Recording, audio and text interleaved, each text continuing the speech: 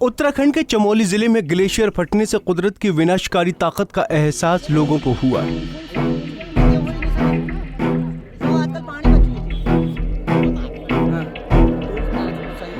Nanda Devi national park के करीब इस ग्लेशियर के फटने की वजह से तबाही का मंजर देखकर लोगों की रूह कांप गई।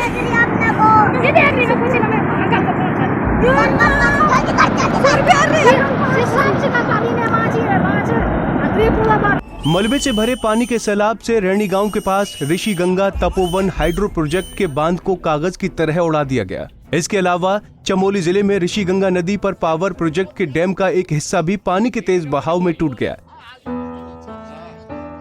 इससे अलकनंदा नदी में पानी का जलस्तर बढ़ गया है।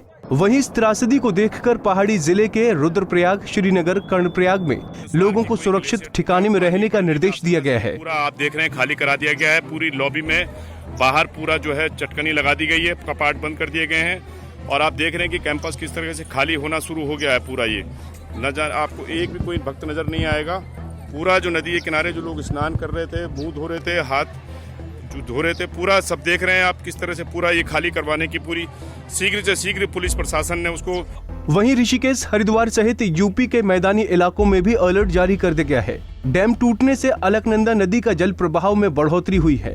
हालांकि इस त्रासदी के दौरान कई ऐसी तस्वीरें भी देखने को मिली जिसे देखकर लोगों के पैरों के तले की जमीन खिसक गई।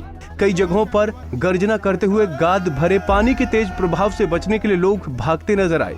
पानी की गर्जना सुनकर ही लोगों के रोए खड़े हो गए।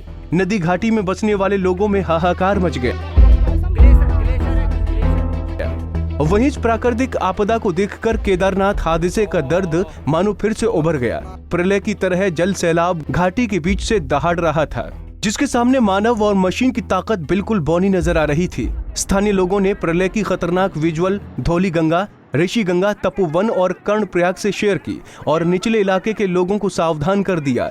वहीं प्राकृतिक आपदा को देखकर उत्तराखंड के मुख्यमंत्री त्रिवेंद्र सिंह रावत ने खुद कमान संभाल ली और वो आपदा के बीच ही तपोवन पहुंच गए। घटना हुई है और इससे वहाँ पर जो बांध बन रहा था उसको क्षति पहुंची है। यहाँ पर जो कर्मचारी थे, वहाँ पर कुछ लेबर है, अभी उसके बारे में अधिकृत रूप से मानव क्षति के बारे में अधिकृत रूप से कह पाना कुछ कठिन है। लेकिन अभी जो पानी की तीव्रता है वो चमोली तक पहुँचते पहुँचते काफ़ी कम हो गई है। लेकिन जो रेलवे का काम चल रहा है, अलर्ट करके उनको वहाँ से खाली करा दिया गया है। जो नदी के किनारे जो लोग हैं उनको अलर्ट करके उनको वहाँ खाली करा दिया गया है। जो रिवर राफ्टिंग होती है उसको बंद करा दिया गया है और जो टेहरी बांध है उससे पानी रोकने को कहा गया है। श्रीनगर जो बांध है उस पर पानी खोल देने को कहा है ताकि जो एवलांच का जो पानी आ रहा है उससे क्षति कम से कम। NDRF से दिल्ली बात हो गई है, गृह सचिव से, गृह मंत्री जी अभी जहाज में है, अभी थोड़ी देर में उनसे भी बात करूंगा और उन्होंने पूरे सहयोग के लिए कहा है। NDRF भेजना है या किस तरह की जरूरत है। वहीं प्रधानमंत्री नरेंद्र मोदी और गृह मंत्री अमित शाह ने उत्तराखंड के लोगों को हर मुमकिन मदद मुहैया कराने का भरोसा दिलाया है। वहीं नदी घाटी में बीच बीच में बने डैम के टनल में 150 से ज्यादा मजदूरों के फंसे होने की खबर भी सामने आई है। वैसे बताया जा रहा है कि इनमें से 10 मजदूरों के शवों को बरामद कर लिया गया है।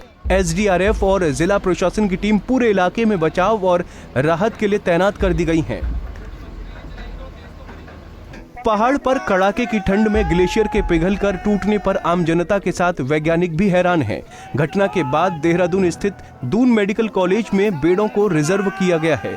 देहरादून के Wadia institute of Himalayan geology के 3 ग्लेशियर वैज्ञानिकों की टीम चमोली भेजा गया है। इस टीम में डॉक्टर मनीष मेहता, डॉक्टर विनीत कुमार और डॉक्टर समीर सोमवार सुबह धौलीगंगा ग्लेशियर की पड़ताल करने पहुंचे।